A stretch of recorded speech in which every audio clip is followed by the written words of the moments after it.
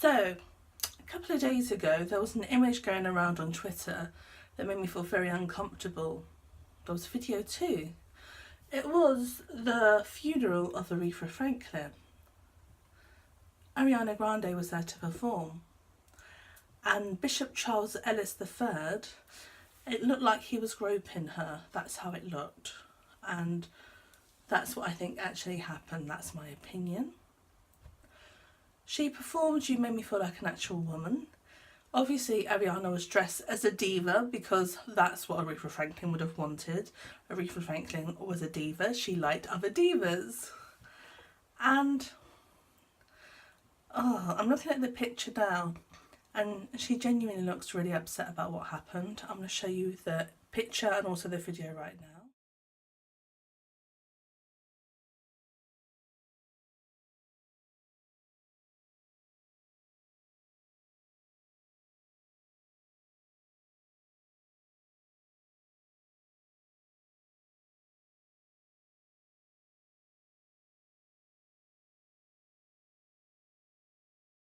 What did you think of that? Do you think it was an accident, or do you believe that he groped her?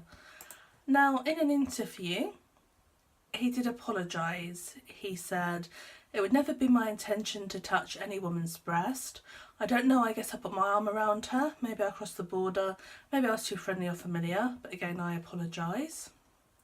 I hug all the female artists and male artists. Everybody that was up, I shook their hands and hugged them. That's what we are all about in church. We are all about love. The last thing I want to do is to be a distraction to this day. This is all about Aretha Franklin. I personally and sincerely apologise to Ariana and to her fans and to the whole Hispanic community." Now, that apology was because he made a joke about seeing her name on the programme and thinking it was a new item on the Taco Bell menu. When you're doing a programme for 9 hours, you try to keep it lively, you try to insert some jokes here and there. Now, I looked back about Bishop Charles. In 2015, it was reported that he was accused of swindling the granddaughter of one of his deceased church members out of an inheritance. The Shade Room was one of the first to report that he allegedly persuaded the woman to reverse mortgage her home at some point and profited. The woman who accused him provided an audio of the conference call she had with Ellis, his secretary and attorney, in which Ellis's secretary repeatedly interrupts and speaks over the granddaughter, who remains very calm as she respectfully confronted Ellis. Together, the three ensured I never knew about the trust my grandmother created in 1997 and how she had an insurance policy that her trust was directed to use to pay off her debt, including the reverse mortgage she took out and gave to the church.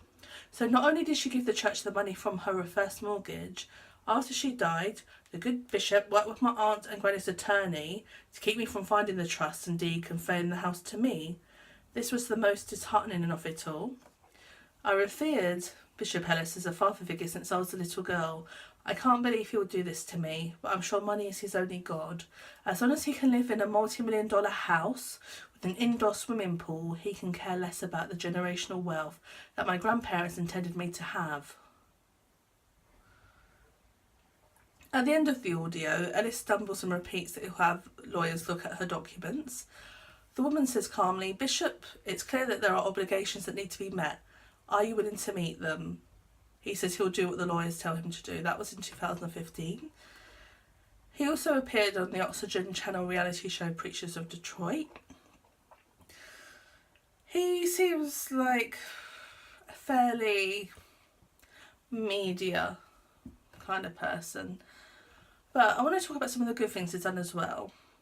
It says that he's significantly and positively impacted the African American community in Detroit, which is a brilliant thing. And just because it looked like to me that he was groping her, it genuinely could have been an accident. He wasn't necessarily doing what it looked like. It could have been an accident. I don't know, because he would have felt her side boob though, surely. He would have moved his hand away. I don't know. It just made me feel really uncomfortable. What are your thoughts on the matter? What do you think? I really didn't like how Twitter was blaming Ariana because of how she was dressed.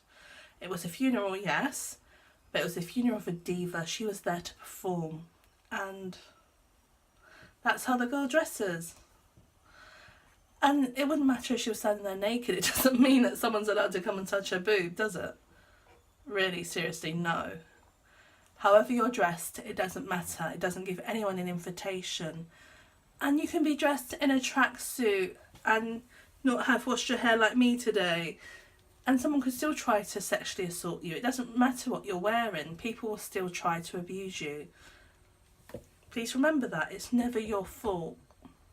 You're allowed to dress the way you want to dress. Everyone who can hear my voice, every young woman out there who feels like she can't wear what she wants to wear it. When I was a teenager, I used to like to wear short skirts just because I used to love to feel the air on my legs. It sounds silly, but I liked it.